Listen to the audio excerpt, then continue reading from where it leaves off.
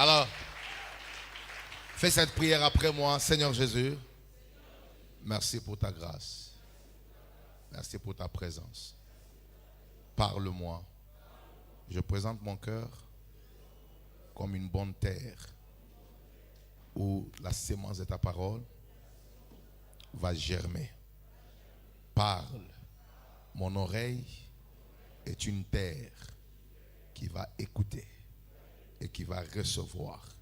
Transforme ma vie, change ma perception de voir les choses de Dieu. Change ma façon de vivre et transforme-moi en un vrai adorateur. Au nom de Jésus. Amen. Quelqu'un acclame très fort pour le roi. Merci. Merci. Bonne asseoir. Je vous salue tous au nom de Jésus-Christ. Merci. Alors, ce soir, je vais vraiment foncer dans l'enseignement. On va adorer à la fin. Mais comme vous le savez, la nuit de demain sera explosive. Dis à un voisin, ça sera explosive. Alors, on aura vraiment suffisamment du temps demain d'adorer, de travailler dans le service. Et demain, je travaillerai beaucoup dans le ministère de puissance. Comme vous le savez, chaque homme de Dieu que le Seigneur appelle, Dieu lui donne un message. Dis après moi un message. Oui, nous sommes appelés à prêcher tout l'évangile, c'est-à-dire toute la parole de Dieu. Mais à chaque fois que Dieu appelle un oint, il lui donne un message qui sera comme un message central, un message qui va caractériser son appel. Et Dieu lui donne une onction qui vient authentifier le message. Et moi, quand Dieu m'a appelé, le message qu'il m'avait donné, c'était le message de la libération. Quelqu'un peut dire amen? Le message de la délivrance. Donc, nous marchons avec un message de délivrance. Nous pouvons prêcher tout le message. Mais le Seigneur nous a appelés à libérer les captifs. Et c'est pourquoi je déclare, depuis hier, des vies sont libérées. Aujourd'hui, des vies seront encore libérées. Et demain, ça sera encore des grandes délibérations enseignées. Quand Dieu m'a enseigné sur le ministère de délivrance, il y a quelque chose qu'il m'avait dit. Il m'avait dit, il y a différents degrés de délivrance. Il y a les degrés de délivrance où vous expulsez les démons du corps des gens. Et ça, c'est vraiment élémentaire. Mais il m'a dit, le plus grand démon, les démons les plus résistants, ne sont pas dans le corps des humains.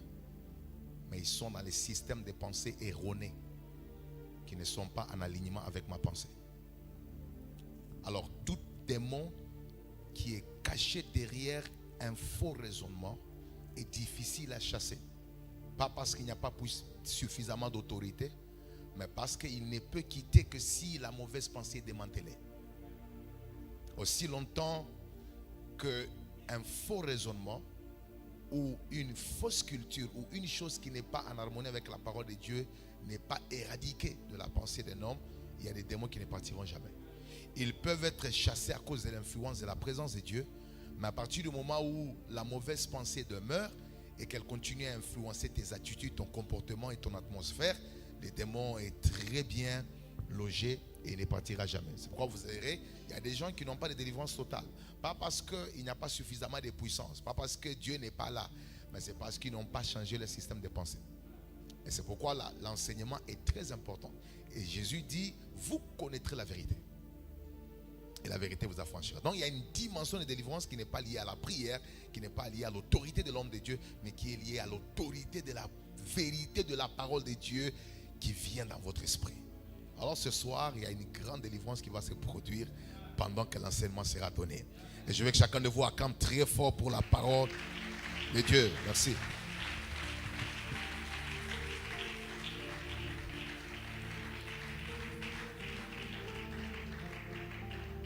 Je vous propose nos deux textes de base. Hébreux chapitre 13 verset 5. 2 Samuel chapitre 12. Et on lira à partir du premier verset. On pourra aller peut-être jusqu'au 7. Je vous invite à considérer ces textes comme vraiment les fondements de cet enseignement. Notre thème principal, c'est les actions des grâces. Quelqu'un peut dire amen? Et moi, Dieu m'a inspiré à revisiter le fondement des actions des grâces. Et le premier fondement majeur, c'est le contentement. Quelqu'un peut dire amen? Alors on y va, nous allons lire la parole de Dieu, honorons la parole de Dieu. La Bible dit, Jésus entra dans les temples et s'éleva. Dis après moi, il s'éleva. Prit les rouleaux et puis il fit quoi? Il fit la lecture. Donc si Jésus qui était la parole faites chair, pouvez se tenir debout pour honorer la parole, dont nous ne pouvons qu'honorer la parole. Amen. Ne vous livrez pas à l'amour de l'argent. Contentez-vous de ce que vous avez. Car Dieu lui-même a dit, je ne te délaisserai point et je ne t'abandonnerai point. Je veux que tu lises maintenant après moi. On y va. 4. Ne vous livrez pas à l'amour de l'argent. Contentez-vous de ce que vous avez.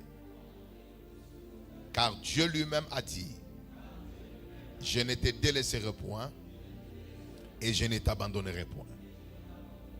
On y va maintenant à notre deuxième texte de base que je vais finalement exploiter aujourd'hui. Parce que hier, nous ne l'avons pas touché. 2 Samuel chapitre 12.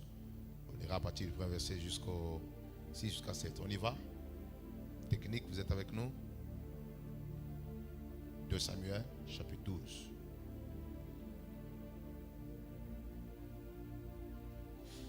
Je vais faire une lecture kangourou rapidement. L'Éternel envoya Nathan vers David et Nathan vint à lui et lui dit, il y avait dans une ville 2 hommes, l'un riche et l'autre pauvre. Les riches avaient de brebis et de bœufs en très grand nombre. Le pauvre n'avait rien du tout qu'une petite brebis qu'il avait achetée. Il la nourrissait et la grandissait chez lui avec ses enfants. Elle mangeait de son pain, buvait dans sa coupe, dormait sur son sein. Et il la regardait comme sa fille. Qu'est-ce que peut dire pour moi? Il la regardait comme sa fille. Merci. On y va, verset 4. Un voyageur arrivant chez l'homme riche. Et le riche n'a pas voulu toucher à ses brebis ou à ses bœufs pour préparer un repas au voyageur qui était venu chez lui. Il a pris la brebis du pauvre et l'a apprêtée pour l'homme qui était venu chez lui. 5. La colère de David s'enflamma violemment contre cet homme et il dit à Nathan, l'Éternel est vivant, l'homme qui a fait cela mérite la mort. 6. Et il rendra 4 brebis pour avoir commis cette action et pour avoir été sans pitié. Et Nathan dit à David, tu es cet homme-là, ainsi par l'Éternel, le Dieu d'Israël. Je t'ai oint pour roi sur Israël et je t'ai délivré de la main de Saül. Je t'ai mis en possession de la maison de ton maître. Je plaçais dans ton sein les femmes de ton maître. Et je t'ai donné la maison d'Israël et de Juda. Et si cela eût été peu, j'y aurais encore ajouté. Pourquoi donc as-tu méprisé la parole de l'Éternel en faisant ce qui est mal à ses yeux? Tu as frappé de l'épée Uri, le Héthien. Tu as pris sa femme pour en faire ta femme et lui tu l'as tué par l'épée des fils d'Ammon. Maintenant l'épée ne s'éloignera jamais de ta maison parce que tu m'as méprisé et parce que tu as pris la femme d'Uri, le Héthien, pour en faire ta femme. Je veux qu'on finisse à 11.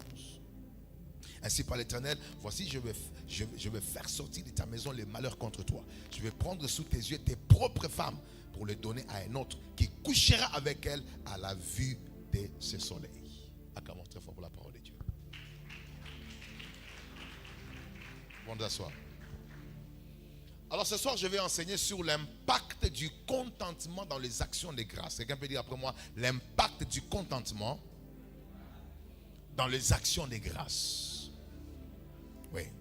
Je voudrais, par la grâce de Dieu, démontrer ce soir la puissance du contentement dans les actions de grâce. Nous sommes en train de parler sur les actions de grâce. C'est notre 5e année de célébration, de remerciement, de gratitude envers le Seigneur. Mais nous voulons montrer quelle est la part du contentement en ce qui concerne les actions de grâce, la reconnaissance, le remerciement ou le fait d'adorer ou d'être reconnaissant vis-à-vis à Dieu. Et je l'ai dit hier, personne ne peut rendre des actions de grâce authentiques et vraies devant le Seigneur sans être content de ce qu'il a ou sans vivre dans le contentement. Donc le fondement majeur des actions de grâce, c'est le contentement. Certaines personnes ne trouvent pas qu'il faut adorer Dieu, qu'il faut rendre des actions de grâce à Dieu parce qu'ils attendent un miracle, ils attendent une progression, ils attendent une certaine dimension de gloire. Mais Dieu, lui, dans sa manière de faire les choses, il attend les actions de grâce dans n'importe quelle circonstance de notre vie. Et c'est pourquoi il dit, en toutes circonstances, rendez quoi? Rendez grâce à Dieu. Et je voudrais, aujourd'hui, par la grâce du Seigneur, commencer mon enseignement par redéfinir ce qu'est le contentement et ce qui n'est pas. Et je vais essayer d'aller un peu plus rapidement parce que hier je me suis étalé sur ça, mais aujourd'hui je vais essayer de le considérer comme une introduction afin d'aller dans le fond de mon enseignement. L'impact du contentement dans les actions de grâce. Le texte que nous avons lu en première position nous parle de David, disons d'une recommandation, voulais-je dire. Contentez-vous de ce que vous avez. Il y a plusieurs discussions en ce qui concerne le livre d'Hébreux. Certains disent que voilà, cela a été écrit par l'apôtre Paul, d'autres Rénie. Mais c'est un livre qui cache beaucoup de vérités. Mais d'après les styles et la connaissance, il a été attribué à Paul.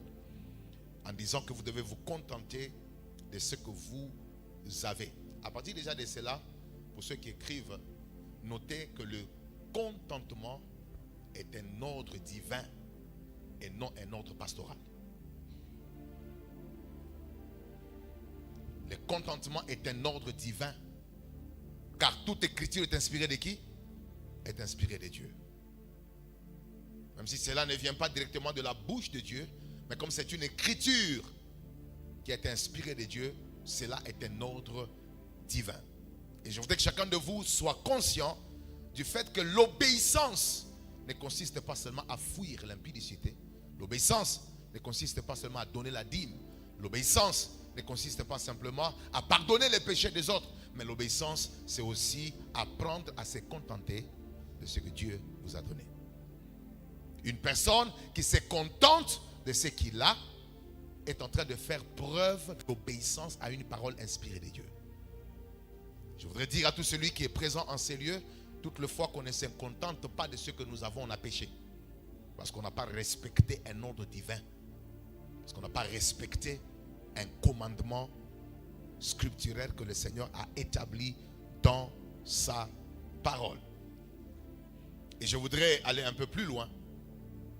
Pour ceux qui sont en train de noter, parce que nous voulons au même moment, en même temps que nous parlons de ce que est le contentement, que nous puissions aussi révéler ce que le contentement n'est pas. Parce que vous savez, la balance ou la loi de l'équilibre dans la compréhension des sujets bibliques exige aussi que nous puissions toujours être conscients de ce que n'est pas une chose que Dieu nous recommande et ce qu'elle est. L'équilibre, c'est la capacité de connaître ce qu'une chose n'est pas et ce qu'elle est. Dès l'instant qu'on n'a pas cet équilibre, on peut confondre un sujet biblique à un autre sujet. Et c'est pourquoi dans ma manière de définir, j'aime aussi dire par rapport aux Écritures à la lumière de la parole, ce qu'une chose n'est pas. Et au même moment, on est en train de donner la clarté, on est en train de donner la lumière exacte, parce que vous n'obtiendrez jamais de grands résultats avec une compréhension erronée. La capacité d'avoir des résultats qui viennent de Dieu et qui viennent de sa parole dépend de la précision que vous avez sur ce que Dieu dit. Rappelez-vous, la Bible dit que ces livres de la loi ne s'éloignent point de quoi? De ta bouche. Médite-les jour et nuit. Afin de faire quoi? Afin d'agir fidèlement. C'est-à-dire que les résultats du succès dans toutes tes entreprises reposent sur la capacité d'agir fidèlement. Quand on dit fidèlement, c'est la précision. C'est l'exactitude. Donc Dieu encourage l'exactitude. Dieu encourage la précision dans la compréhension. Parce qu'il n'est pas un Dieu de confusion. Alors pour ceux qui écrivent, notez que le contentement n'est pas le reniement des besoins. Dis après moi, ce n'est pas le reniement des besoins. Le contentement n'est pas le reniement des besoins. Ce n'est pas le refus que les besoins n'existent pas. Non, ce n'est pas le reniement. Mais le refus de laisser le besoin dominer le cœur. Le contentement n'est pas le reniement des besoins. Mais le refus de laisser le besoin dominer le cœur en produisant des inquiétudes. Ouais. Une personne qui se contente refuse de laisser les besoins dominer le cœur. Il refuse à ce que le besoin qui produise des inquiétudes domine son cœur et l'influence. Yes. Ça touche vraiment à l'essence même du contentement. Vous devez savoir que lorsqu'on parle du contentement, on n'est pas en train de dire qu'on n'a pas de besoins. On n'est pas en train de renier le fait que la vie de l'homme est exposée à des besoins primaires, à des besoins prioritaires. On n'est pas en train de dire ça. Les besoins sont réels. Les besoins sont vrais. Tout le monde a des besoins.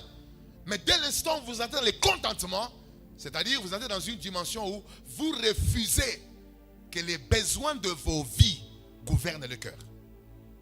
Vous refusez que le besoin devienne le maître qui détermine l'atmosphère de votre cœur. Parce que le besoin, il y en aura toujours. Quand on n'arrive pas à être content de l'état dans lequel on se trouve à cause de besoin, on risque de perdre le goût de vivre et de croire que la vie s'arrête à cause de besoins non satisfaits. Oui. Vous savez, il y a quelque chose qui m'a beaucoup touché, qui a beaucoup béni ma vie. C'est quand j'étudie un peu la vie de Christ. La vie de Christ en rapport aux besoins de l'homme. Je me retrouve directement dans Matthieu chapitre 6. Papa, j'ai remarqué, en ce qui concerne le besoin primaire de l'homme, le besoin matériel de l'homme, Jésus fait toujours précéder ces besoins-là par une petite phrase. Il a répété cette petite phrase plusieurs fois. Et j'étais curieux de savoir pourquoi. Je ne savais pas que c'était la meilleure façon de Jésus, dans sa manière d'enseigner, d'implanter ou bien de fonder la doctrine du contentement. Et cette petite phrase-là, c'est simplement « Ne vous inquiétez pas ». Dis à un voisin « Ne vous inquiétez pas ». Quand vous lisez Matthieu 6, Jésus commence à répéter cette petite phrase. Et je vais aller un peu plus rapidement. Vous allez vous rendre compte que dans Matthieu 6, il y a le verset 25, 27, 31, 34.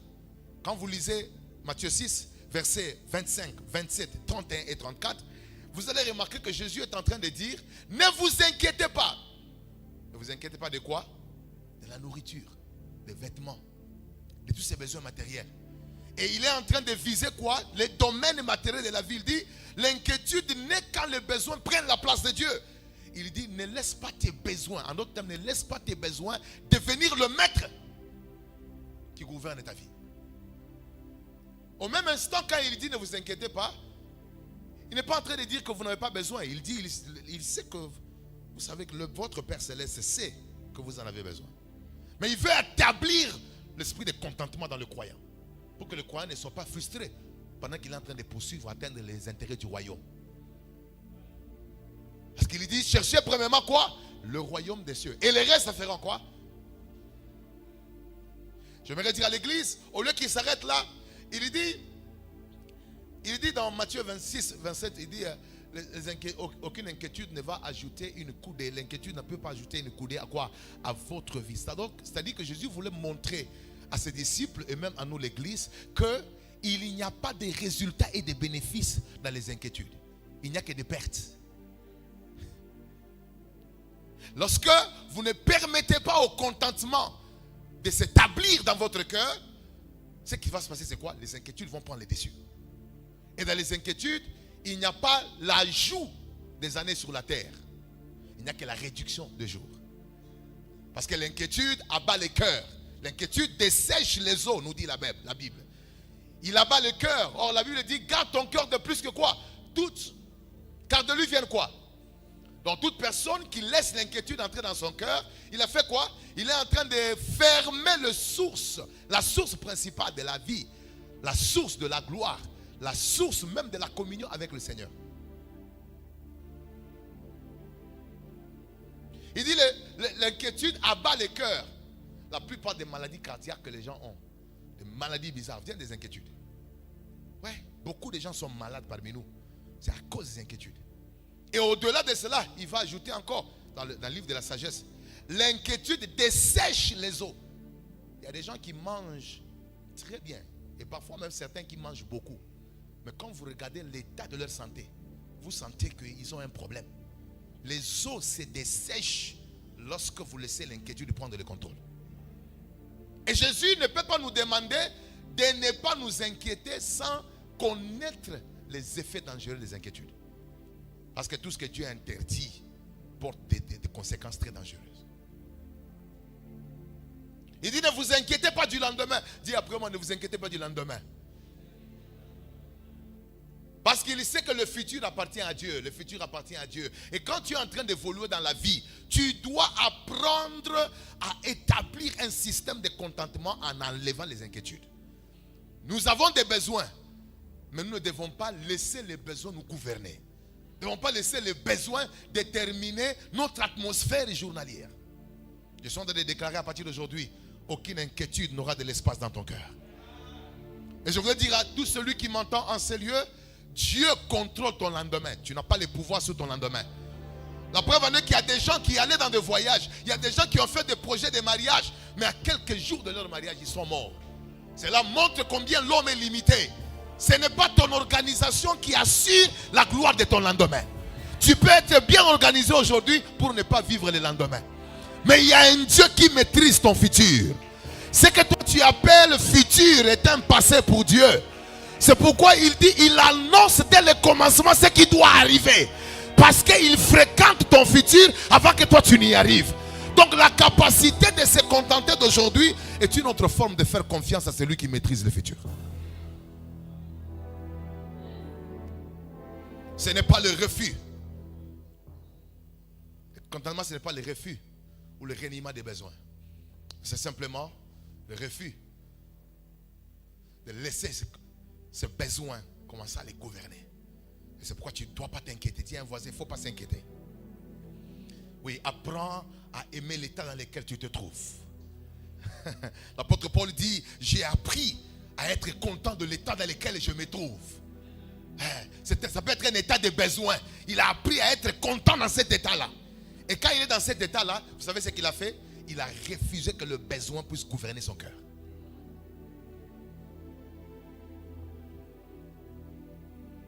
Il y a quelque chose que j'aime beaucoup. C'est comment est-ce que Philippiens maintenant vient renforcer ça. Philippiens 4:6. Jésus a dit, ne vous inquiétez pas. Et puis ne vous inquiétez donc pas. Et puis ne vous inquiétez pas du lendemain. Mais Philippiens lui vient simplement dire, ne vous inquiétez de rien.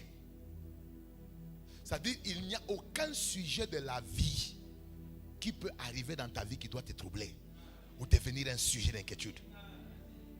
Je prie pour qu'à partir d'aujourd'hui, que Dieu t'amène dans une dimension où ton contentement te met au-dessus de tes besoins. Et qu'aucune atmosphère de besoin ne commence à déterminer si tu vas rire aujourd'hui ou pas. Je déclare que ta joie ne sera plus conditionnée par ce que tu as. Mais ta joie sera conditionnée par le fait que le Saint-Esprit est en toi.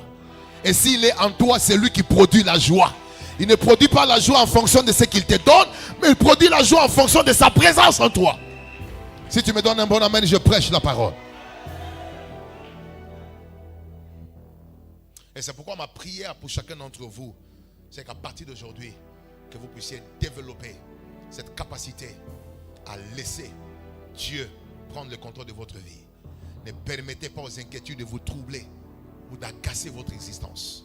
Je répète encore, le contentement n'est pas le reniement des besoins, mais le refus de laisser le besoin dominer le cœur en produisant des inquiétudes. C'est ce qu'il faut refuser. Répète après moi, je refuse à partir d'aujourd'hui la vie d'inquiétude. Je refuse que le besoin de ma vie puisse dominer mon cœur. Je crois en cette parole qui dit, ne vous inquiétez de rien. Ne vous inquiétez pas du lendemain, car le lendemain prendra soin de lui-même. Et c'est lui qui dit amen, que les inquiétudes libèrent son cœur. Est-ce que je peux avancer? J'aimerais que ceux qui écrivent noter que le contentement n'est pas une autosuffisance. Ce n'est pas une autosuffisance ou un signe d'orgueil. Parce qu'il y a des gens qui croient que le fait que quelqu'un soit content de ce qu'il a dit qu'il est devenu orgueilleux. Non, non, non. Le contentement n'est pas une autosuffisance. Ce n'est pas un signe d'orgueil que tu te suffis à toi-même. Mais c'est une protection contre la comparaison.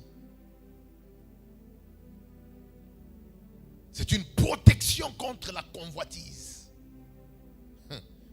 C'est une protection contre la jalousie et l'ingratitude. Le contentement n'est pas une autosuffisance. Quand quelqu'un est content de ce qu'il a, ça ne signifie pas qu'il est en train de dire que voilà, il se suffit à lui-même. Non, non, non, non. Le contentement se fait toujours dans une atmosphère de gratitude, dans une atmosphère de reconnaissance à Dieu. Et quand quelqu'un est content de ce qu'il a, ça ne signifie pas qu'il est orgueilleux. Le contentement n'est pas une forme d'orgueil. Non, le contentement, c'est trouver le plaisir dans ce que Dieu t'a donné, sans être complexé par la gloire de l'autre. Je voudrais dire à tout un chacun d'entre vous, ne soyez jamais troublés par la gloire de l'autre.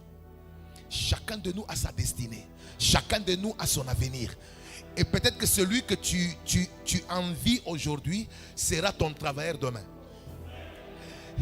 Qui savait que Joseph, qui était un esclave vendu comme un domestique dans la maison de Potiphar, serait dans le jour à venir le chef de Potiphar et de sa femme? Et si Joseph était en train de se comparer en disant waouh, Potiphar est plus grand que moi, sa destinée est plus grande que la mienne, mais ne sachant pas que dans quelques années il devait être le boss de celui pour qui il travaillait. Je viens de donner une bonne nouvelle à quelqu'un. Quelle que soit la gloire de ton voisin, acclame sa gloire, réjouis-toi de sa gloire, mais ne tombe pas dans la piège de la comparaison. Le contentement n'est pas l'autosuffisance, ce n'est pas une forme d'orgueil, mais c'est une protection. Regarde un peu ton habit, dis après moi j'aime mon habit. Regarde-toi un peu, visualise toi-même dans ta pensée, dis j'aime comment je suis beau. Apprends à ne pas tomber dans la comparaison par rapport aux autres. Apprends à ne pas tomber dans la... Et ce qui te permet de ne pas tomber dans ce piège, c'est le contentement. Ouais, c'est le contentement. Et lorsque tu apprends la loi du contentement, qu'est-ce qui se passe? Tu ne seras jamais complexé, ni tu ne vas jamais tomber dans le piège de la comparaison. Vous savez, il y a quelque chose qui m'étonne. Hein? C'est cette chanson ici que les femmes ont composée. 1 Samuel chapitre 18, verset 7. Il me semble que la comparaison est souvent promue par les femmes. Donnez-moi ce verset ici, parce que je suis étonné que dans la chanson intitulée Le chant de comparaison, il n'y a aucun homme qui intervient. Il n'y a que le voix des femmes. Allons-y ensemble. Les femmes qui chantaient se répondaient les unes aux autres. Je suis étonné que les hommes soient absents. Or, tous ont assisté à la gloire de David et à la petitesse de Saül.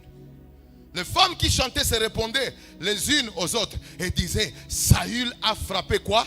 C'est 1000. Et David quoi? C'est 10 000. La comparaison est établie. Maintenant, regardez, au lieu que David se contente, Saül plutôt se contente de ses 1000. Mais à cause de la comparaison établie, 8, regardez ce qui se passe. Saül fut quoi? Très irrité. La plupart des personnes irritées sont les gens qui sont tombés dans les pièges de la comparaison. Certaines personnes, nous n'avons jamais eu de problème avec elles. Nous ne nous sommes jamais chamaillés. Mais chaque fois qu'ils nous voient, ils sont fâchés contre nous. On se pose la question, est-ce qu'on a déjà mangé ensemble? Non. Est-ce que je suis déjà venu chez vous? Non. Est-ce que j'ai déjà fait quelque chose de mauvais? Non. Parfois, l'irritation peut venir de la comparaison. Tu regardes ta vie et tu regardes la vie de quelqu'un, tu deviens irrité. Tu dis, lui a 10 000, moi j'ai ça. Et puis la guerre intérieure commence. À partir d'aujourd'hui, je t'enlève des guerres inutiles. Je commence à t'enlever de toute forme d'irritation. Je déclare qu'à partir d'aujourd'hui, tu n'es plus dans le jeu de la comparaison. Je vais parler à toutes les femmes. Alléluia les mamans, alléluia les mamans, alléluia les sœurs. Il me semble que la comparaison est souvent favorisée par les femmes. C'est pourquoi je voudrais vous donner un conseil. Ne prends jamais un ami de ton mari comme un point de comparaison pour commencer à l'apprécier et le faire descendre. Tu vas créer une irritation dans le cœur de quelqu'un comme ils ont créé l'irritation dans le cœur de qui? Parce que les mamans sont souvent, hey, tu as vu, regarde ce qu'il a fait, waouh, c'est un homme formidable, waouh, c'est très dangereux. Mais tu peux créer une comparaison, tu peux créer une irritation.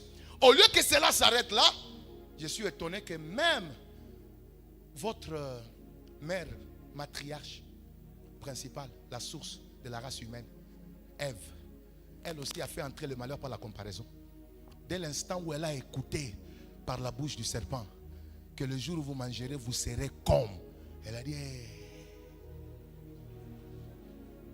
Quand elle a entendu qu'on sera comme des dieux. Or, Dieu les avait déjà créés à son image. Donc, elle n'avait rien envié. Quand elle a entendu seulement comparaison, comme, on deviendra comme. Elle a mangé au restaurant. Au lieu de garder la nourriture au restaurant, elle a fait un takeaway. Elle est allée amener aussi à son mari. Elle a partagé. Et le malheur est tenté dans les couples. Et puis comme Dieu aussi, dans sa manière d'agir, Il tient beaucoup à l'unité. Au lieu de chasser la femme qui a commencé la chose, il les prend tous dans un bloc. Tous les deux en couple. Allons-y. Papa, tous sont partis. J'aimerais dire à tout celui qui est en ces lieux que les gens vont dire que non, j'ai attaqué les femmes. Mais en réalité, c'était une façon pour moi d'attaquer la mauvaise manière de l'église actuelle. Parce que si Christ est l'époux, donc l'église est l'épouse. Et c'est la manière de l'église du temps de la fin de vivre trop dans la comparaison, y compris les hommes. Les hommes se disaient, ah ça touche aux femmes, mais en réalité je venais vers vous. Parce que tout le monde est esclave de la comparaison s'il ne travaille pas sur le contentement. Et je voudrais dire à l'église, le contentement ne doit pas être considéré comme l'orgueil. Ce n'est pas une autosuffisance, mais c'est simplement une protection, une sécurité contre la comparaison, contre la jalousie. Remettez-moi mon verset là. Contre la jalousie et contre l'ingratitude. Papa, mais Saül pouvait quand même dire, bon, bien qu'ils ont chanté qu'il a tué 10 000, mais moi j'ai tout le royaume. J'ai tout le royaume. Lui n'a tué que 10 000, mais Israël était composé de combien de personnes? Vous voyez, quand vous n'êtes pas guidé par l'esprit de contentement, vous tombez dans les pièges même des petites choses. En réalité, malgré cette chanson, Saül était toujours grand. Parce qu'il avait toute la gloire du royaume. Saül fut très irrité et cela lui déplut. Il dit, remettez, allez-y de l'avant, allez-y, avancez. Saül fut très irrité et cela lui déplut. Et il dit, on en donne 10 000 à David et c'est à moi que l'on donne les 1000. Et il ne lui manque plus que la royauté. 9, écoutez maintenant. Comment est-ce que beaucoup de gens souhaitent la mort de certaines personnes dans le cœur par manque du contentement? Et Saül regarda David d'un mauvais œil à partir de ces jours-là et dans la suite. 10, allons-y. Le lendemain, le mauvais esprit de Dieu saisit Saül. Est-ce que vous comprenez que la possession vient là où il y a l'irritation? Est-ce que vous voyez qu'il y a certains esprits qui trouvent accès à vous, non seulement lorsque vous commettez des mauvais actes, mais lorsque votre cœur essaye maintenant de loger la jalousie, la comparaison, l'irritation, la haine contre certaines personnes. Beaucoup de gens sont possédés parce qu'ils ont laissé la haine, la jalousie entrer en eux par manque de contentement. L'esprit est venu entrer parce que le jour précédent, le cœur était malade. Je prie à partir d'aujourd'hui que Dieu te donne la grâce de garder ton cœur. Je dis de garder ton cœur, de te contenter de comment tu es. Est-ce que savez-vous que c'est une forme d'insulte contre Dieu lorsque tu veux devenir exactement en beauté comme le voisin? Comme si tu veux dire à Dieu, tu ne m'as pas bien créé. Hein, tu ne m'as pas bien créé. Regarde un peu ma tête, ça ne va pas. Je dois faire ça. Regarde un peu mes cheveux, je n'aime pas. Non, je dois faire ça. Tu dois être content de l'originalité que tu as. Parce que l'accomplissement de ta destinée n'est égal qu'à la forme de comment Dieu t'a créé. Yes. C'est la forme que Dieu t'a donnée qui est vraiment spéciale et adéquate à la destinée que Dieu a formée pour toi. Est-ce que je peux avancer? Pour ceux qui écrivent, notez que le contentement n'est pas une excuse pour la paresse. Lorsqu'on parle du contentement, on n'est pas en train de dire aux gens de ne pas travailler. Ce n'est pas une excuse pour la paresse, parce qu'il y a des gens qui sont naturellement paresseux. Alors quand on dit du contentement, il se dit, ah vraiment, maintenant là je peux quand même arrêter de travailler parce que je dois me contenter de l'état dans lequel je me trouve. On n'est pas en train d'encourager la paresse. On dit que le contentement n'est pas une excuse pour la paresse, mais une pause au milieu du travail pour apprécier, évaluer et se réjouir de ce que l'on a accompli. Yeah. C'est une pause dans le travail.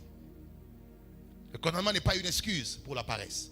On n'est pas en train d'encourager les gens à ne pas travailler ou à bosser dur. Non, on est en train de dire que le contentement, c'est cette pause-là au milieu du travail qui te permet d'apprécier, d'évaluer, de te réjouir pour ce qu'on a accompli. D'honorer Dieu pour ce que l'on a accompli. Ça, c'est fort. À part Roger, j'étais en train d'étudier un peu les récits de la création parce que j'aime beaucoup Genèse chapitre 1 pour moi, c'est le commencement de tout. Mais quand j'ai lu un peu le récit de la création, il y a quelque chose que j'ai vu. Parce que j'étais simplement à la recherche de l'expression « Dieu vit que cela était bon ». Et je me suis rendu compte que cette expression est revenue au moins à peu près 7 fois dans la Bible. Ouais, 7 fois. Dieu vit que cela était bon, cela est arrivé à peu près 6 fois. Mais à la 7e fois, c'est quand il dit qu'il vit que cela était très bon. Mais ce qui me plaît, c'est de constater que à chaque jour, quand il créait, il prenait une pause pour apprécier ce qu'il faisait. C'est-à-dire, dans les contentements, tu dois apprendre à faire une pause pour apprécier ce que tu fais. Il ne faudrait pas que tu sois un éternel insatisfait qui court toujours derrière la perfection sans apprécier ce que tu fais. Il y a des gens qui sont des perfectionnistes, un peu comme nous là, nous sommes des perfectionnistes. Les grands problèmes avec les perfectionnistes, ils ne sont jamais contents de ce qu'ils font. Chaque fois qu'il a fait quelque chose, il doit dire ce n'est pas bon, je dois encore. C'est bon, ça te permet d'être meilleur, mais il y a aussi un danger. Le danger dans ça, c'est que tu n'es pas content de ce que tu fais. Dis à un voisin, tu seras content de ce que tu fais quel jour? Personne n'est parfait. La perfection, c'est le monde de Dieu. Toute grâce excellente et tout don parfait vient où? D'en haut. C'est le monde de Dieu. Mais les humains, c'est un monde d'imperfection. Alors il faut apprendre pendant que tu es en train de grandir dans tout ce que tu fais, à faire de pauses dans les contentements pour apprécier ce que tu fais.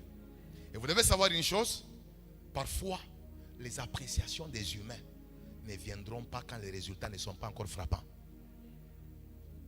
Mais toi, dans les contentements, tu dois apprendre, même lorsque les résultats sont encore médiocres, tu dois apprendre à commencer à les apprécier. Il y a des gens par orgueil, ils ne te diront jamais que tu fais bien. Yes. Moi, quand j'ai commencé à prêcher au début dans les années 2000, je me rappelle, quand je prêchais au début, une fois là, j'ai prêché dans une prière matinale. Un bien-aimé est venu me dire, bon, tu sais, il m'appelle d'abord par le nom, il me dit, bon, écoute, tu sais, je suis un amoureux de comment tu joues au piano, hein. Mais les soirs, si de prêcher, je crois que tu dois laisser. Parce que je trouve que tu as vraiment des difficultés dans la compréhension des faits. Vous n'avez jamais senti les couteaux dans le cœur. Ces couteaux qui viennent par des paroles méchantes. Vous savez que j'ai fait 3 mois sans prêcher. On m'a donné des occasions pour prêcher, j'ai refusé. Parce que chaque fois que je me voyais prêcher, je voyais ces frères-là me parler. Vous savez, le diable sait comment tuer les appels en utilisant les personnes qui ont des mauvaises langues. C'est pourquoi n'attends pas les appréciations des humains. Chaque fois que tu évolues, apprends à t'arrêter pour regarder ce que tu fais et tu te dis, ça, c'est bon. Ça ne vient pas de Satan, ça vient de celui qui t'a créé. Si tu ressembles à Dieu, tu dois aussi apprendre à apprécier ce que tu fais. Dieu n'a pas attendu que les humains naissent pour dire que le soleil était bon, que la lune était bonne. Lorsqu'il créait, lui-même s'arrêtait. Il dit, il vit que cela était bon. J'aimerais déclarer à un prédicateur, si tu n'aimes pas tes prédications, les hommes ne les aimeront pas. Si tu n'es pas le premier à aimer tes chansons, personne ne les aimera. Toi qui es dans les affaires, sois le premier à aimer tes produits avant que les hommes ne les apprécient. Est-ce que je parle à un homme qui est en ces lieux? À partir d'aujourd'hui, je ne m'intéresse plus à ce que les hommes disent, mais je commence à apprécier d'abord ce que Dieu fait par moi.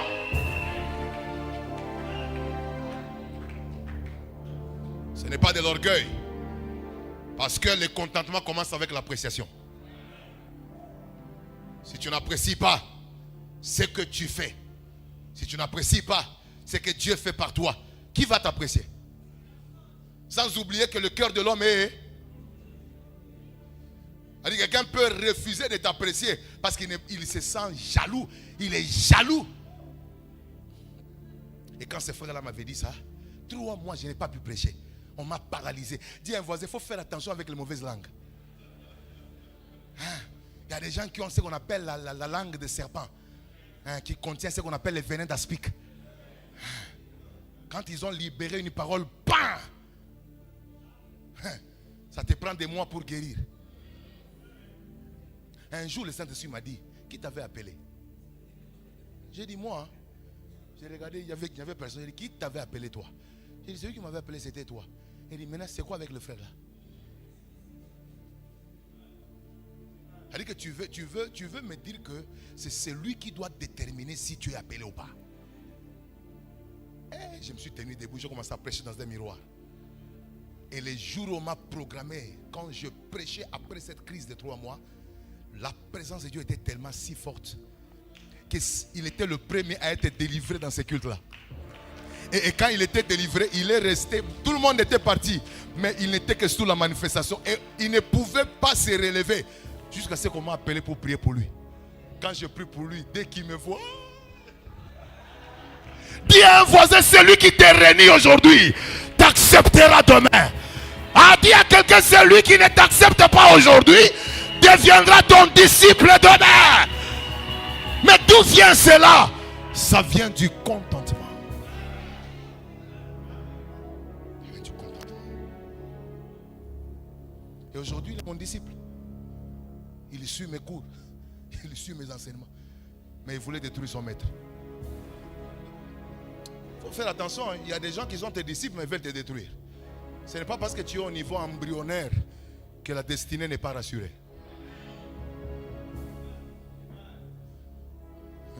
Parce que l'enfant, même lorsqu'il est encore une sémence, sa gloire n'est pas dans ce qu'il est comme sémence. Sa gloire est dans ce qu'il deviendra. Donc, mépriser une chose qui est au niveau embryonnaire, c'est détruire la destinée. Dis à un voisin, apprécie la grâce que Dieu t'a donnée. Sois content de comment tu joues. Continue à travailler. Et ne te sens pas complexé.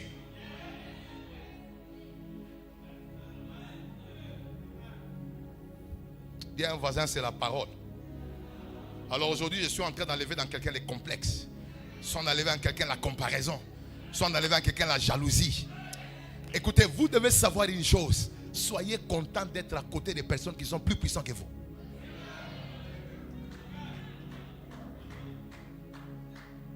Vous savez, dans la maîtrise de soi, il y a la capacité de rester toi en présence de ceux qui sont grands.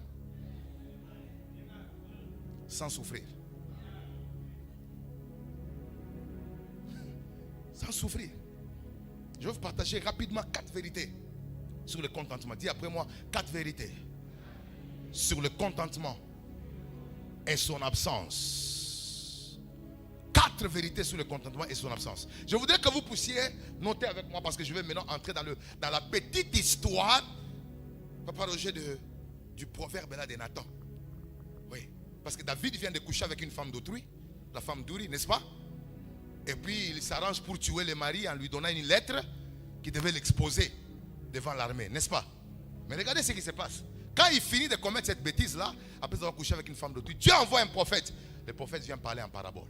Il y avait 2 hommes. L'un était riche, l'autre était pauvre. Le riche avait beaucoup de biens. Un jour, il a été visité par un homme. Et quand il a été visité par un homme, il refusa de prendre une brebis pour la prêter. Mais il va aller attaquer une seule brebis que le pauvre avait. Cette brebis-là était la richesse, était un objet de sentiment et d'affection pour le pauvre. Au point où il regardait cette brebis comme sa fille. Il la nourrissait, mangeait avec elle et faisait tout pour cette brebis. Mais il va récupérer cette brebis pour faire quoi? Pour la prêter afin que le riche, le visiteur le mange. Et David va déjà s'exclamer: hey, non, cet homme-là doit être tué. Et puis il doit payer même des dommages. Il doit vraiment. On va lui dire: mais écoute, c'est toi. Il dit: what? C'est toi. C'est toi cet homme-là riche, c'est toi. Et c'est ce que tu as fait à cette personne. Et l'Esprit de Dieu a commencé à m'enseigner sur base de cela. Et je veux que chacun de vous puisse noter cette vérité importante. Notez ceci. L'absence de contentement ne vient pas toujours du manque, mais souvent d'un désir non maîtrisé malgré l'abondance. Je répète, l'absence de contentement ne vient pas toujours du manque, mais souvent d'un désir non maîtrisé malgré l'abondance. Pourquoi je dis ça? Parce qu'ils ont fait. David avait tout. Ce n'est pas les manquements qu'il avait poussé à prendre la brebis d'autrui ou la femme d'autrui, mais c'était un désir non maîtrisé malgré l'abondance. Comment expliquer? Toi tu as tout, tu as toutes les brebis, tu as toutes les femmes, Tu laisses le tout que tu as pour aller prendre le peu que quelqu'un a. C'est à partir de là que le Saint-Esprit commençait à m'enseigner qu'en réalité, l'absence du contentement ne vient pas toujours du manque. Les gens ne sont pas insatisfaits parce qu'il manque toujours. Yes. Parce que David ne manquait pas. Il avait des femmes, il avait des brebis, il avait tout. Mais qu'est-ce qui fait que tu as tout, mais tu vas prendre de celui qui n'a rien? L'Esprit de Dieu nous enseigne que vous ne devez pas croire qu'avoir beaucoup peut finir le contentement. Le contentement est une maladie qu'il faut fixer. Parce que avoir tout ce que tu désires aujourd'hui ne finira pas le contentement. Vous avez l'exemple d'un roi qui avait tout, mais il n'était pas content de ce qu'il avait. Il est allé envier celui qui n'avait rien. Je voudrais dire à tous celui qui m'écoute, souvent ceux qui ont peu pensent que ceux qui ont beaucoup sont satisfaits. Je connais beaucoup de gens qui ont tout, mais qui sont encore insatisfaits. Parce que ce n'est pas le tout que tu auras qui va fixer une maladie du cœur. Je prie que tout celui qui est en ces lieux, que Dieu t'accorde la capacité d'être satisfait avec le peu ou avec le beaucoup. Ah, que celui qui me donne un bon amen reçoive la grâce. Reçois la grâce. Tu ne commettras pas des erreurs comme celle de qui? De David. Celui qui a tout n'a rien à voir chez celui qui a peu. C'est parce que l'abondance ne finit pas le contentement, ne finit pas le manque de contentement. Mais c'est la capacité de l'apprendre, d'apprendre à se contenter, à s'imposer. La grâce de Dieu qui peut t'aider dans l'abondance à rester content.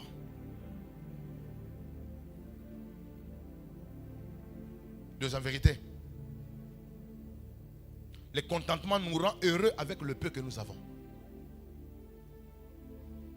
Le contentement nous rend quoi? Heureux avec le peu que nous avons. Regardez un peu 2 Samuel 12, verset 3. J'aime beaucoup ce verset. Quand vous avez le contentement, vous risquerez d'être heureux plus que tout celui qui a beaucoup. Plus que même celui qui a beaucoup. Parce que vous avez un David qui a beaucoup de troupeaux. C'est lui le riche, mais il n'est pas heureux. C'est pourquoi, comme il n'est pas heureux, il va arracher le peu que le pauvre avait. Parce qu'il n'est pas heureux avec beaucoup. Mais nous avons un pauvre qui n'a que peu. Mais écoutez ce que la Bible dit. Le pauvre n'avait rien du tout qu'une petite brebis qu'il avait achetée. Maintenant, regardez l'expression de comment, la manifestation de comment il était heureux. Il la nourrissait. Et elle grandissait chez lui avec ses enfants. Elle mangeait de son pain, buvait de sa coupe, dormait sur son sein. Il la gardait comme sa fille. Il était heureux avec ce qui était peu. Pas parce qu'il avait beaucoup, mais parce que le contentement lui avait appris à valoriser le peu. J'aimerais dire à quelqu'un, si tu n'as jamais été heureux avec peu, tu ne le seras jamais avec beaucoup. L'exemple, c'est le roi qui avait beaucoup, mais n'était pas content avec beaucoup. Ce n'est pas la quantité de ce que nous possédons qui nous rend heureux, mais l'esprit de contentement. Ce n'est pas la quantité, c'est l'esprit de contentement. Comment tu peux prendre une brebis? Tu n'en as pas 2, mais tu commences à la voir même comme ta fille. C'est quelle valeur? C'est parce qu'il était heureux avec peu. Tu peux être heureux avec peu. Tout en entendant les grandes choses qui arrivent, tu peux être heureux avec le peu que tu as. Proverbe 15, 16. Mieux vaut peu avec la crainte de l'Éternel qu'un grand trésor avec trouble. Tu peux avoir un grand trésor, mais ton cœur n'est pas dans la paix. Tu es agité, tu n'es pas content. Et la Bible dit, mieux vaut avoir peu avec la crainte de Dieu. La crainte de Dieu, c'est le fait de garder le commandement de Dieu. Et le commandement que nous disons ici, c'est contente-toi de tout ce que tu as. Oui.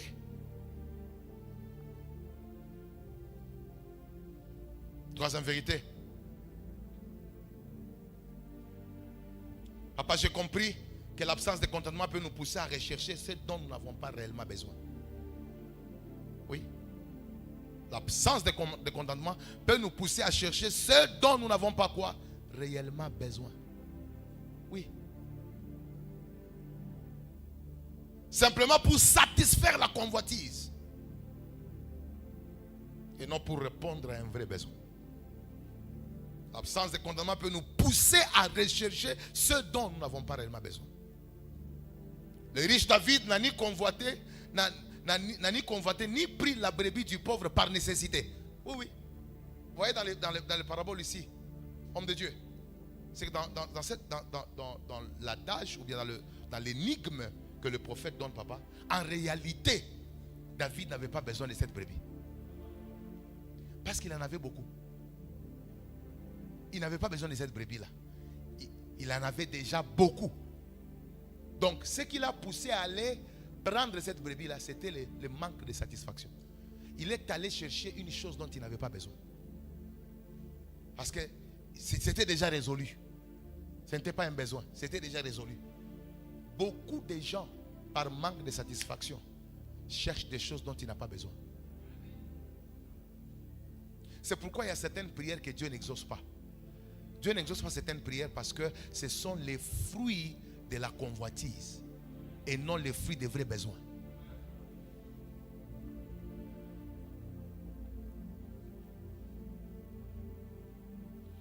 Notez ceci.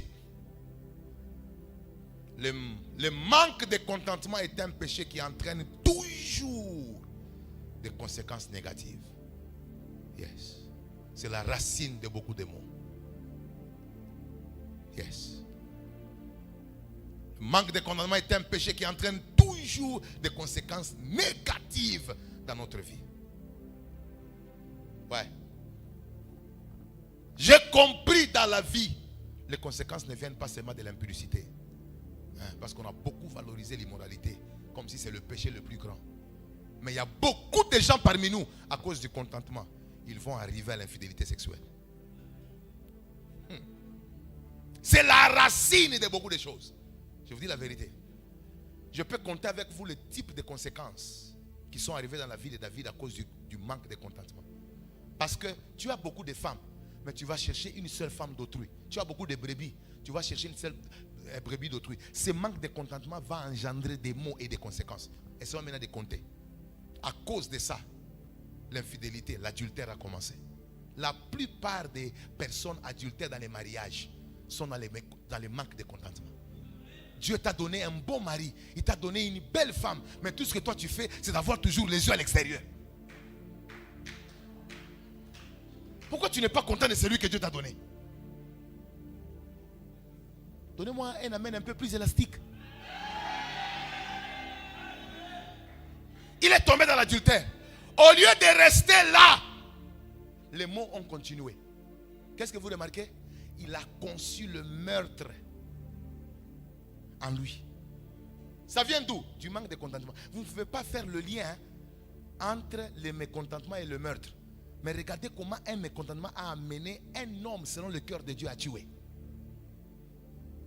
Si vous n'êtes pas content de ce que vous êtes, un jour vous allez tuer. Au lieu de s'arrêter là, le mécontentement l'a rendu stratégique. Il va prendre une personne qui n'est pas habituée à être au front. Il va créer une stratégie de guerre pour le faire précipiter avant les temps. Et puis il va lui donner une lettre qui portait sa mort. Fondement, mécontentement. Au lieu de s'arrêter là, regardez maintenant les conséquences qui commencent maintenant à découler. Paf! Dieu frappe son fils d'une maladie. Et puis l'enfant est mort. Au lieu que ça s'arrête là-bas, parce que tout fruit du péché sera frappé par Dieu.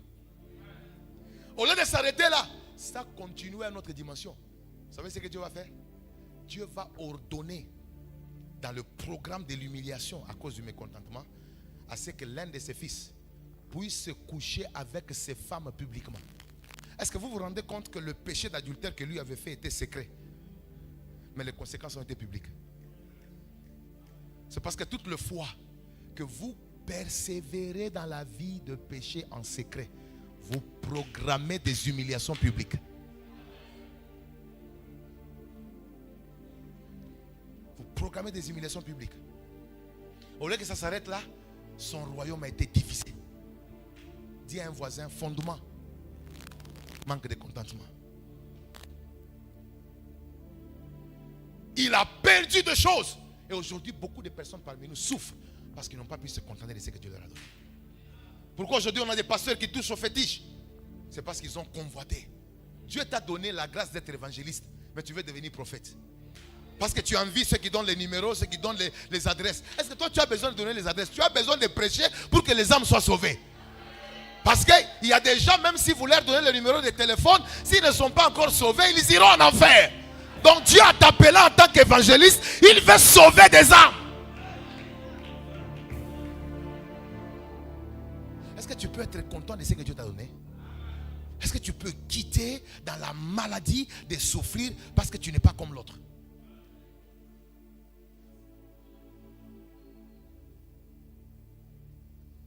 Et papa, j'étais maintenant en train de prier parce que je demandais à Dieu, enseigne-moi un peu, comment est-ce que maintenant le contentement ici influence nos actions de grâce?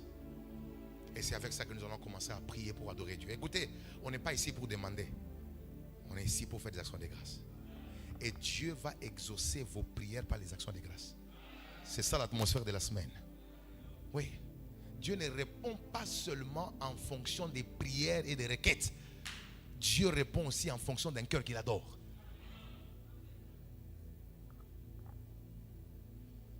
Maintenant, nous allons commencer à prier avec vous sur l'impact, les quelques impacts du contentement. Et nous allons commencer à prier parce que j'aimerais vous faire voir l'impact du contentement dans les actions de grâce. Qu'est-ce que le contentement fait? Pour ceux qui écrivent, notez que le contentement rend les actions de grâce authentiques.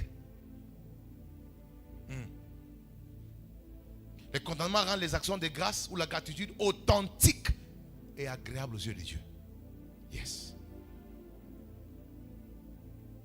Ton adoration, ton action de grâce n'est authentique que lorsqu'il vient d'un cœur, elle vient d'un cœur content et satisfait. Je vais vous dire une chose. Si aujourd'hui, tu n'es pas content de ce que Dieu t'a donné, mais tu viens ici avec des offrandes, ce n'est pas l'offrande qui touche Dieu, c'est le cœur. Parce que Dieu n'apprécie pas l'offrande avant d'apprécier l'offrandier. Alors, tu dois savoir que l'état de celui qui offre est plus important et plus grand que l'offrande.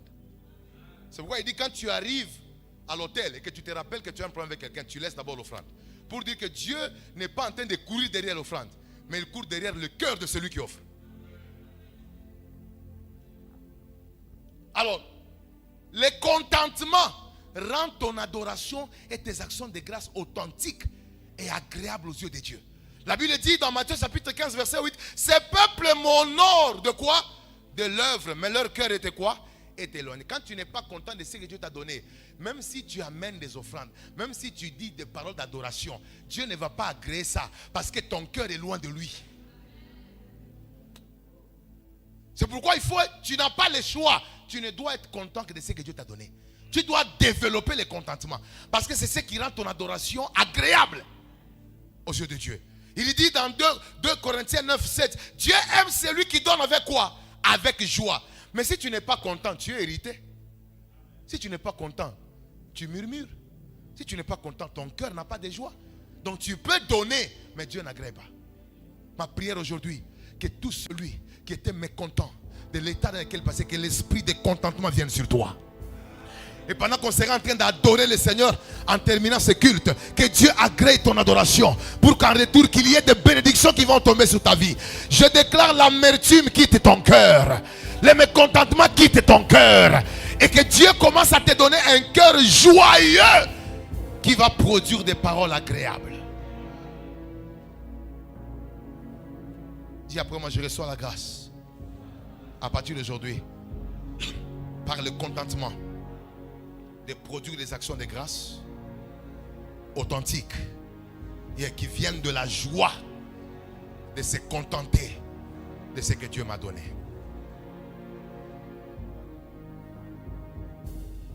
Deuxièmement, le contentement transforme chaque étape du processus de ta destinée en un hôtel d'adoration.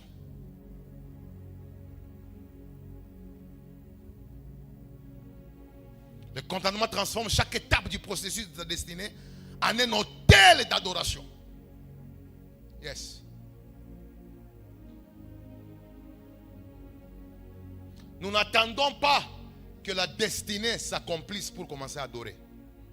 Mais chaque étape vers ce que Dieu m'a promis est une occasion d'adoration. Hier, pendant qu'on partageait avec Papa Roger au salon après le culte, il a dit quelque chose qui m'a beaucoup béni. Il a dit, il a lu la vie de Joseph.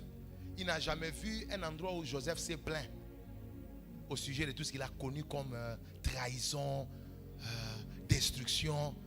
On l'a vendu par ses frères, il n'a jamais parlé. On l'a jeté dans une citerne, il n'a jamais parlé. Il a été amené en Égypte comme une marchandise, il ne s'est jamais plaint.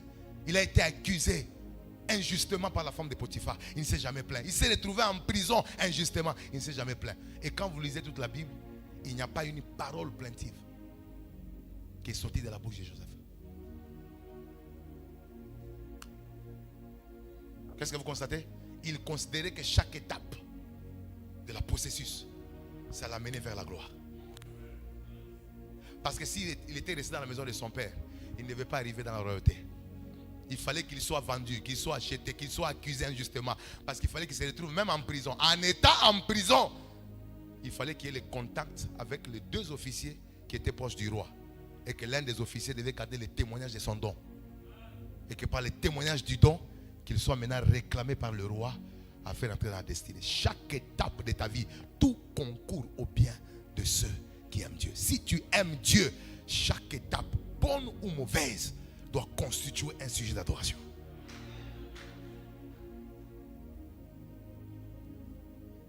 Un Samuel 7, 12, jusqu'ici l'Éternel a fait quoi? 1 Samuel 7, 12, jusqu'ici l'Éternel nous a secourus. Donc quand tu es en train d'évoluer là, dans le processus, chaque étape doit constituer un autel d'adoration.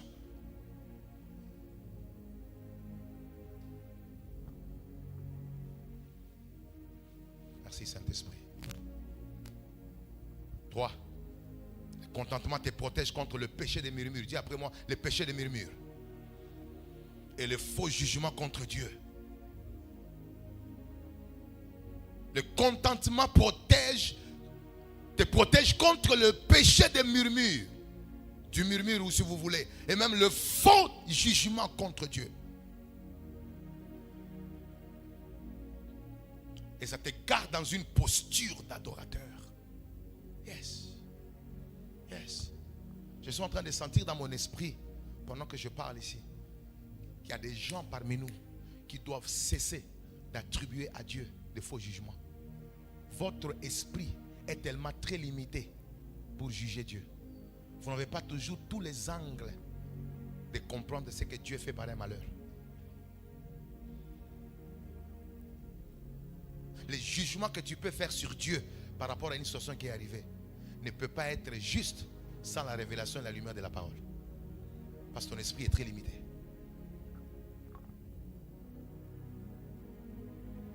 Donne-moi un bon amen. C'est pourquoi moi j'ai un problème avec la femme de Job.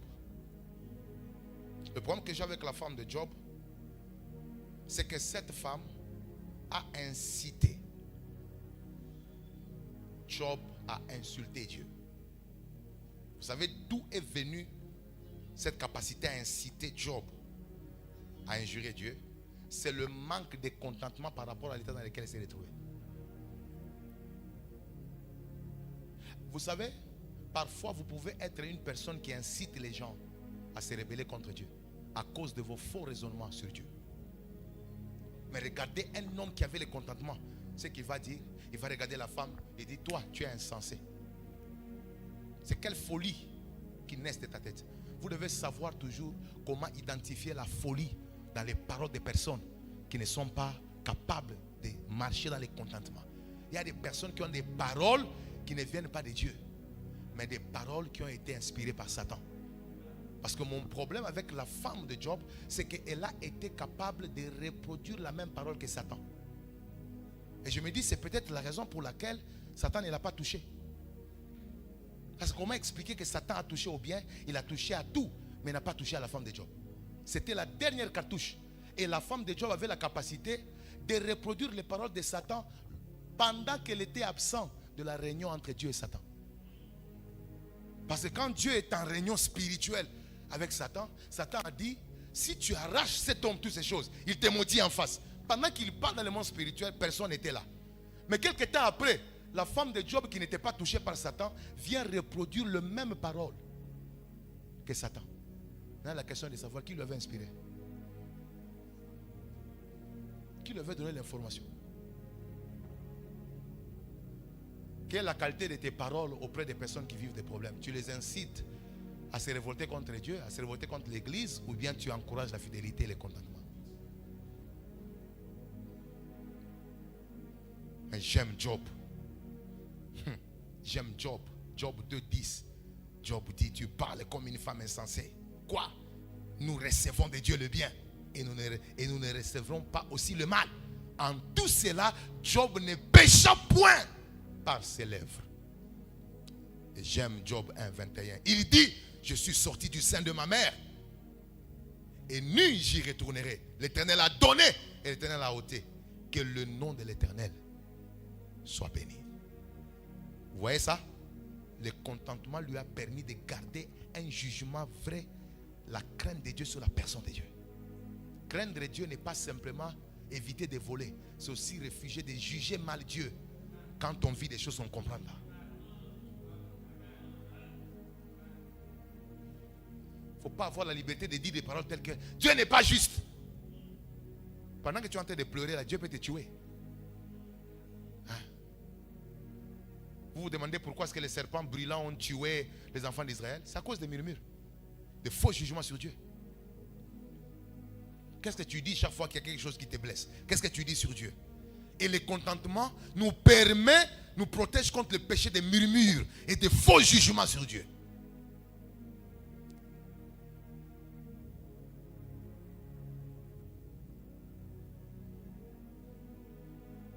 Et dernier élément, notez. Le contentement empêche une relation transactionnelle avec Dieu.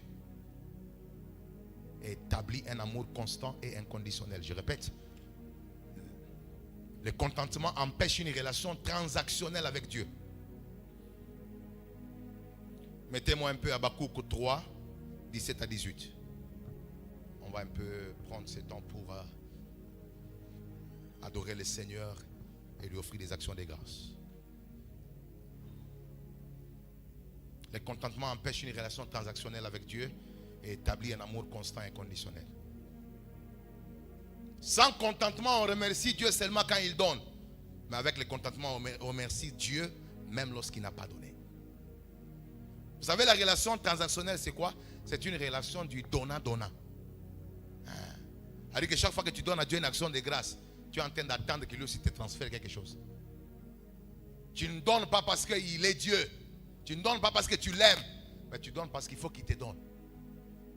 Alors beaucoup de chrétiens aujourd'hui ont une relation transactionnelle avec Dieu. C'est une relation de je te donne et toi aussi tu dois me donner. Mais le danger avec ça c'est quoi? On devient profiteur et non adorateur. Et c'est pourquoi les adorations ne donnent pas des résultats vrais, semblables aux résultats que Dieu a manifestés dans la Bible quand les hommes l'ont adoré. Lisez les Écritures, vous allez voir que partout les hommes ont adoré Dieu réellement. En 98%, il y a des manifestations surnaturelles. Mais aujourd'hui, il y a beaucoup d'adoration dans nos églises, peu de manifestations surnaturelles. Or, quand Dieu approuve une adoration, il descend pour se manifester. Pourquoi il ne se manifeste pas? C'est parce que Dieu sait qu'il y a des gens qui l'adorent parce qu'ils ont bâti une relation transactionnelle. C'est une relation qui est basée sur les donnants-donnants. Tu me donnes, moi si je te donne. Si j'ai fait une action de grâce, il faut que Dieu me bénisse. Si Dieu ne me bénit pas, je ne donnerai pas prochainement. Et vous donnez à Dieu des délais. Ce que je te donne ici, il faut dans 3 mois ici, là. Ah, oui, dans 3 mois là. Si ça n'arrive pas, vraiment, franchement, je ne donnerai plus dans cette église. Certaines personnes ont cessé de donner parce qu'ils ont donné des délais à Dieu. Et les délais se sont écoulés, rien ne s'est passé. Alors maintenant, à partir d'aujourd'hui, tu es comme une personne révoltée. Même si tu adores, Dieu n'agrée pas.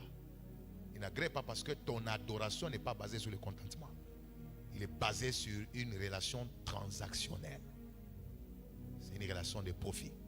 Lisez un peu le texte ici avec moi. Ça c'est Habakkuk. J'aime beaucoup ça. 4. Car le figuier ne fleurira pas. La vigne ne produira rien. Le fruit de l'olivier manquera. Les champs ne donneront pas de nourriture. Les brebis disparaîtront du pâturage. Et il n'y aura plus de bœufs dans le quoi? Dans les étables. 18, écoutez. Toutefois, je veux me réjouir en l'Éternel. Et je veux me réjouir dans les dieux de mon salut. Il dit, même s'il n'y a plus de bœufs, même si les figuiers ne donnent rien, même si les champs ne fleurissent pas, même si rien ne se passe, même tout ce que j'ai fait ne réussit pas, moi, je vais me réjouir dans les dieux de mon salut. Donc son adoration ne dépendait plus de ce que Dieu faisait. Son adoration ne dépendait plus des résultats de ses sacrifices. Il a atteint une dimension où même si Dieu n'a rien fait, son adoration demeure intacte. Église, je vais vous donner quelques minutes pour adorer. L'adoration qu'on veut faire ce soir, c'est une adoration juste par le fait que j'aime Dieu. Juste par le fait que Dieu est Dieu et que je suis sa créature. Je n'attends rien de Dieu. J'aimerais l'adorer parce que j'ai été créé pour l'adorer. Pasteur Christopher, est-ce qu'avez-vous déjà écouté la réponse de Daniel quand on voulait les jeter dans le feu? Mes chers quand on voulait les jeter dans le feu, vous savez ce qu'ils ont dit? Ils ont dit, même s'il arrive que Dieu ne nous délivre pas, nous, on ne servira pas vos dieux. C'est-à-dire qu'ils ont atteint une dimension de foi où ils étaient préparés que même si Dieu n'agit pas, notre adoration restera pour lui, mais on ne va jamais tomber dans l'idolâtrie. Est-ce que tu as déjà atteint une dimension où ton adoration ne dépend pas d'une chose que Dieu a faite, mais c'est l'expression d'un cœur qui est tombé amoureux de Dieu? Ma prière aujourd'hui, que nous puissions rentrer à l'adoration authentique. Une adoration qui ne dépend pas de ce que Dieu fera. Je ne l'adore pas parce qu'il va faire. Et même s'il ne faisait pas, mon adoration demeure. Quand vous avez atteint la dimension d'offrir à Dieu des adorations pures, qui n'attendent pas seulement des intérêts, vous allez voir maintenant les choses que Dieu va commencer à faire. Il va commencer à faire des choses que vous n'avez pas demandées. Il va commencer à aller au-delà de ce que vous pensez. Parce que ce que Dieu recherche, c'est un vrai cœur qu'il adore. Pas un cœur qui cherche les transactions. Je m'aimerais donner l'occasion à chacun d'entre vous d'aller dans un moment d'adoration. Et pendant ce temps d'adoration, ce n'est pas une chanson que tu cherches d'abord. C'est un cœur qui s'exprime. C'est un cœur qui... Écoutez, ce sont nos 5 ans d'action de grâce. Et je suis en train de rétablir l'autel d'adoration dans le cœur de chacun d'entre nous. Je voudrais te demander de prendre une bonne position. Tu sais, tes habits ne sont rien. Hein? Tu es venu dans ce monde, tu n'avais rien. Donc te coucher par terre n'est pas un problème. Quelle que soit la couleur de ta chemise, Dieu est plus que tout ce que toi tu as. Yes. Le souffle que tu as là ne t'appartient pas. Tout projet que tu fais va s'arrêter s'il retire son souffle. Ton adoration de ce soir ne doit pas être transactionnelle. Il doit être une adoration qui vient d'un cœur qui aime Dieu. Un cœur qui veut voir Dieu. Un cœur qui veut réjouir Dieu. Un cœur qui veut élever le Seigneur. Est-ce que je peux écouter les vrais adorateurs dans cette salle? En train d'élever le roi.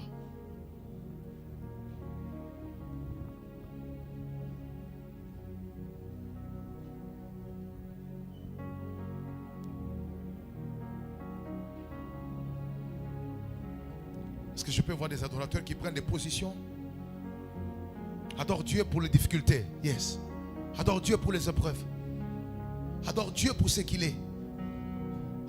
Tu as fait 9 mois dans le ventre de ta mère. Qui t'avait gardé? Qui t'avait gardé? Depuis ce jour-là, ton cœur est en train de battre. Et il ne s'est jamais arrêté. Nous voulons offrir à Dieu un cœur qu'il adore.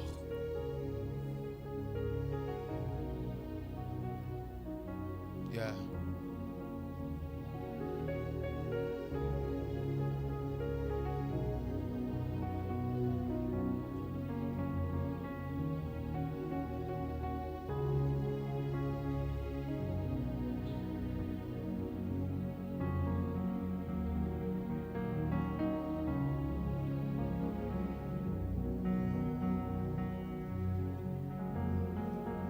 Yes.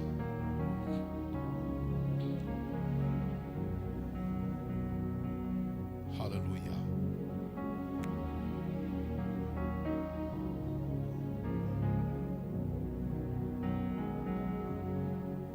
Jusqu'ici, jusqu'ici, jusqu'ici, tu m'as secouru.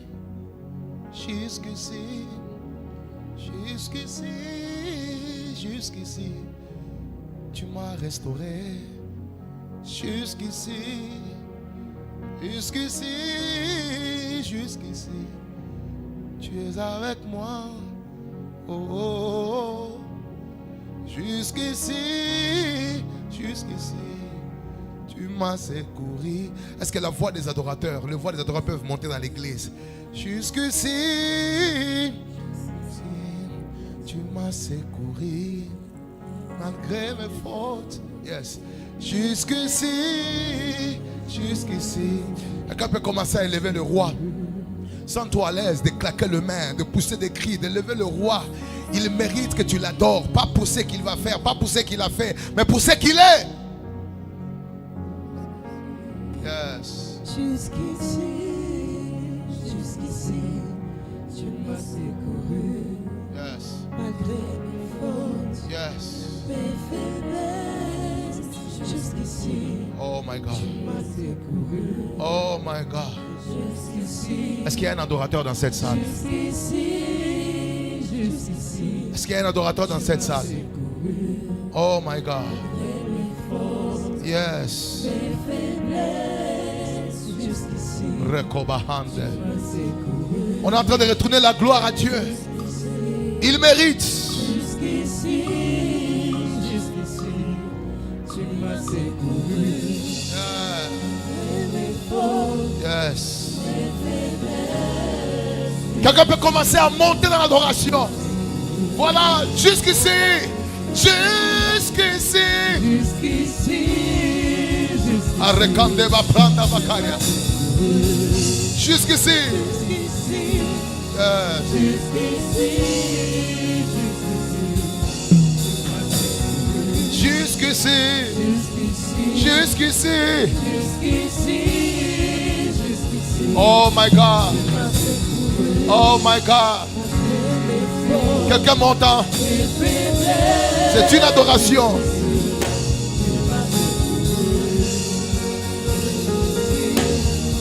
jusqu'ici, jusqu'ici, tu m'as secouru. Malgré mes fautes,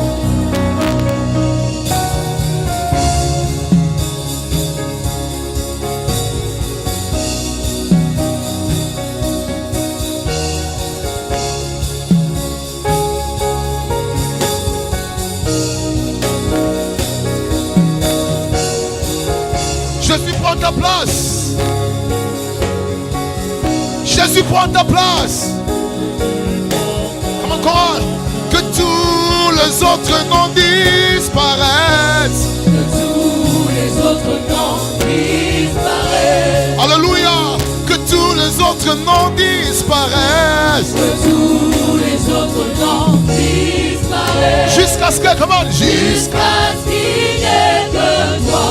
Que tous les autres noms disparaissent. Jésus prend ta place. Jésus prend ta place.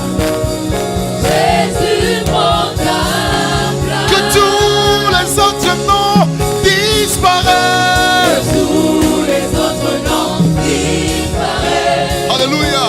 Que tous les autres noms disparaissent. Que tous les autres noms disparaissent. Jusqu'à ce que, comment? Jusqu'à ce qu'il n'y ait que toi. Que tous les autres noms disparaissent. Jésus prend ta place. Jésus prend ta place.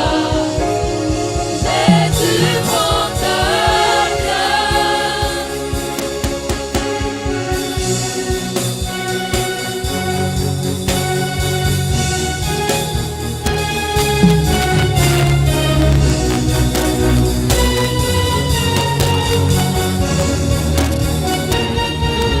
Plus fort.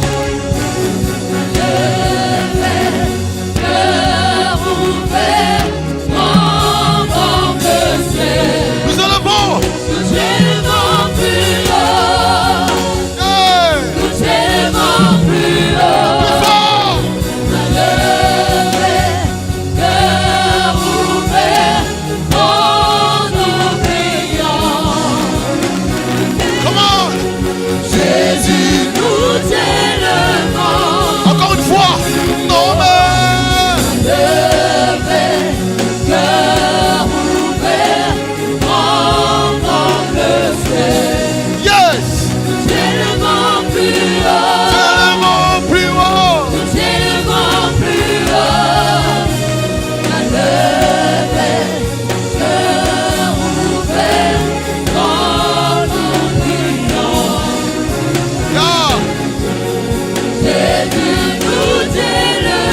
les autres noms disparaissent. Que tous les autres noms disparaissent. Alléluia. Rakedos Kobreha. Que tous les autres noms disparaissent. Jusqu'à ce qu'il n'y ait que toi. Que tous les autres noms disparaissent. Jésus prend ta place. Jésus prend ta place. Jésus prend ta place. Jésus prend ta place. Jésus prend ta place. Jésus prend ta place. Jésus prend ta place. Jésus prend ta place. Jésus prend ta place. Jésus prend ta place. Jésus prend ta place. Jésus prend ta place. Jésus prend ta place. Jésus prend ta place. Jésus prend ta place. Jésus prend ta place. Jésus prend ta Jésus prend ta place. place. Jésus prend ta place. My God. Jésus prend ta place. Jésus prend ta place. Jésus prend ta place. Jésus prend ta place. Jésus prend ta place. Jésus prend ta place. Jésus prend ta place. Jésus prend ta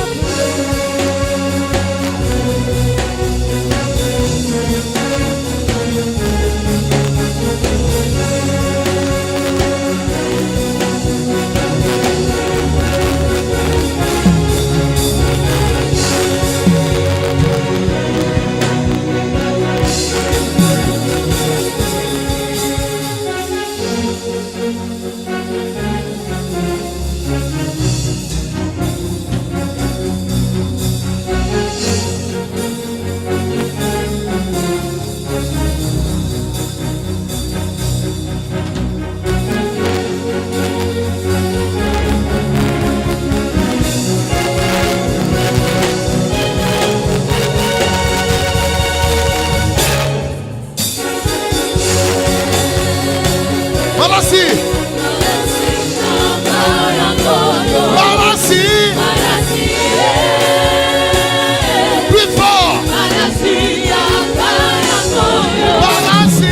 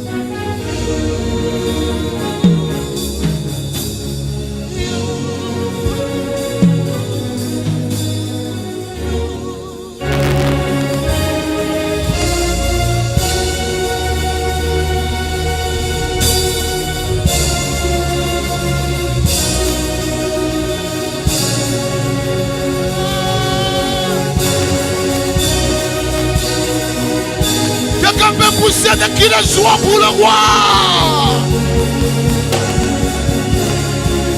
Est-ce que tu peux acclamer pour le prince de vie? Come on. We give you honor. We give you honor.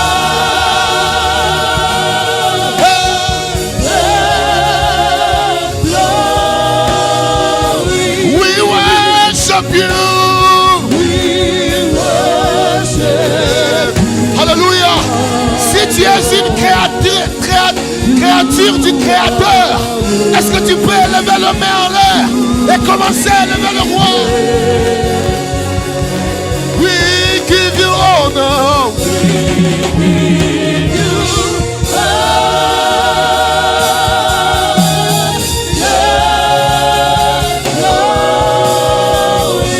We worship you.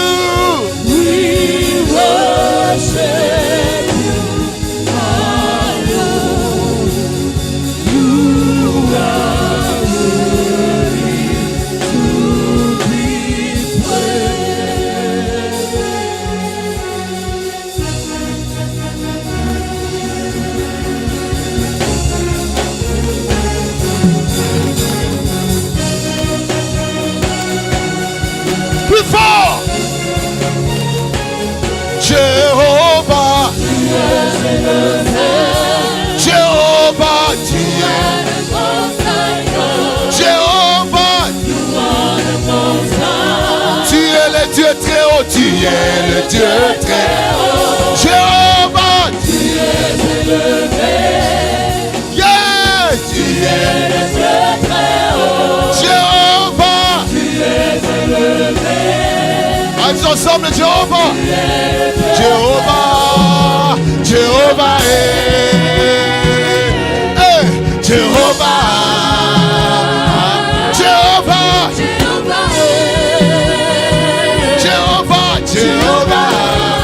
Jéhovah, Jéhovah, Jéhovah,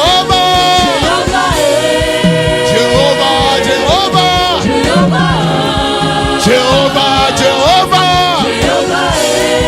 Jéhovah, Jéhovah, plus fort. Jéhovah, Jéhovah, Jéhovah. Quelqu'un peut pousser des cris de joie pour le roi. Oh Jéhovah, Jéhovah, hey! Jéhovah,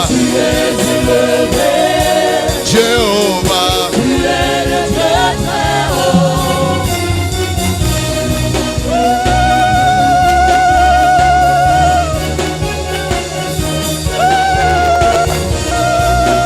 Hey! Come on.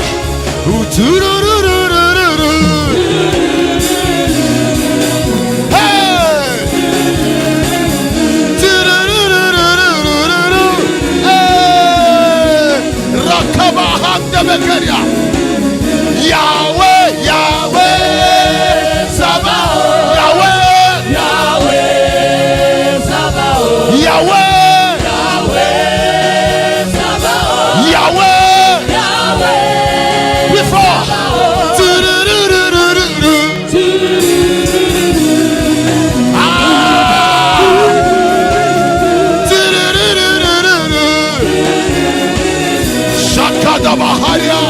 Attention, hey, ta-ra-ra-ra-ra-ra.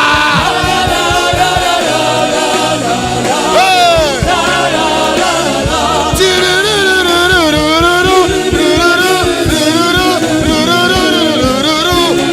hey, Yahweh, Yahweh, Sabaoth, Yahweh, Sabaoth, Yahweh, Sabaoth. Yahweh, Yahweh, Sabaoth, Yahweh, Sabaoth, Yahweh, Sabaoth, Yahweh, Sabaoth, Yahweh, Yahweh, Sabaoth, Yahweh, Sabaoth.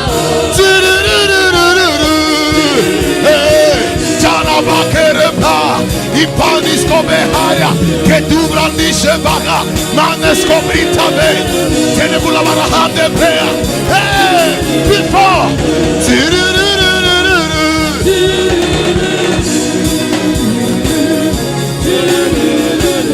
Judah, Judah, Judah, bro, Judah, Judah, before que ça, Judah, Judah,